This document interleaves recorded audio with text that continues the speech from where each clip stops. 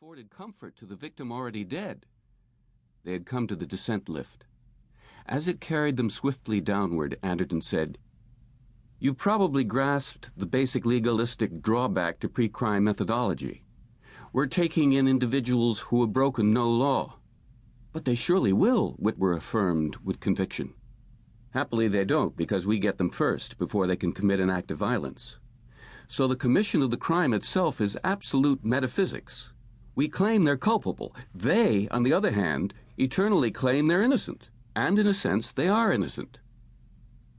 The lift let them out, and they again paced down a yellow corridor. "In our society, we have no major crimes," Anderton went on. "But we do have a detention camp full of would-be criminals." Doors opened and closed, and they were in an analytical wing. Ahead of them rose impressive banks of equipment, the data receptors and the computing mechanisms that studied and restructured the incoming material.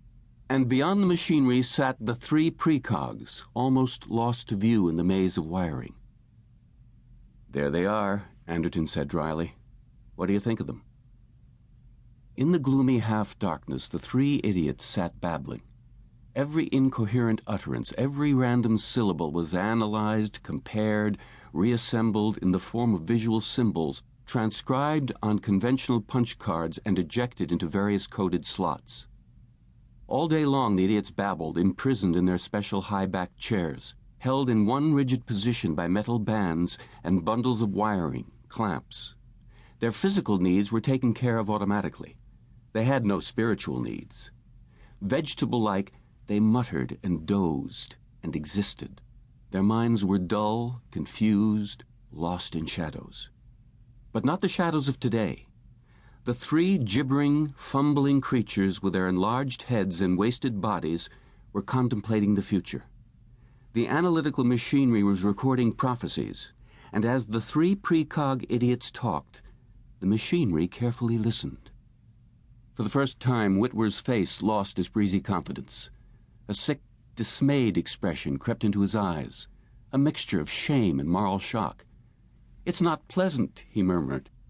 "I didn't realize they were so—" He groped in his mind for the right word, gesticulating. "So deformed."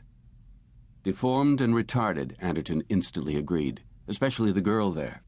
Donna is 45 years old, but she looks about 10. The talent absorbs everything. The ESP lobe shrivels the balance of the frontal area. But what do we care? We get their prophecies. They pass on what we need. They don't understand any of it, but we do."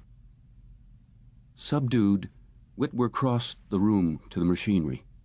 From a slot he collected a stack of cards. "Are these the names that have come up?" he asked. "Obviously." Frowning, Anderton took the stack from him. "I haven't had a chance to examine them," he explained, impatiently concealing his annoyance. Fascinated, Whitwer watched the machinery pop a fresh card into the now empty slot.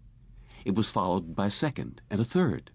From the whirring discs came one card after another. "The precogs must see far into the future," Whitwer exclaimed. "They see quite a limited span," Anderton informed him. 1 week or 2 ahead at the very most. Much of their data is worthless to us, simply not relevant to our line. We pass it on to the appropriate agencies, and they in turn trade data with us. Every important bureau has its cellar of treasured monkeys." "Monkeys?" Whitwer stared at him uneasily.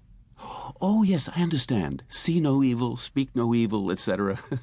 Very amusing. Very apt. Automatically, Anderton collected the fresh cards which had been turned up by the spinning machinery.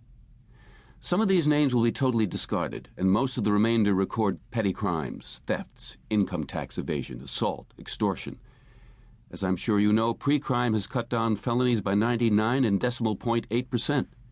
We seldom get actual murder or treason. After all, the culprit knows we'll confine him in the detention camp a week before he gets a chance to commit the crime." "When was the last time an actual murder was committed?" Whitwer asked. 5 years ago, Anderton said, pride in his voice. "How did it happen?" "The criminal escaped our teams. We had his name. In fact, we had all the details of the crime, including the victim's name. We knew the exact moment, the location of the planned act of violence.